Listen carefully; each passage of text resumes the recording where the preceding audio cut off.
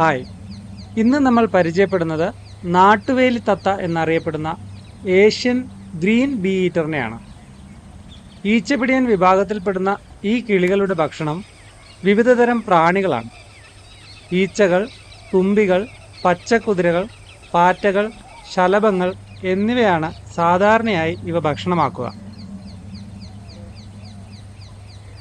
വായുവിൽ അതിവേഗത്തിൽ പറക്കുന്നതിനും അതോടൊപ്പം തന്നെ വേഗത്തിൽ ദിശ മാറ്റുന്നതിനുമുള്ള ഇവയുടെ കഴിവ് അവയ്ക്ക് ഭക്ഷണം സമ്പാദിക്കുന്നതിന് സഹായകരമാകുന്നു.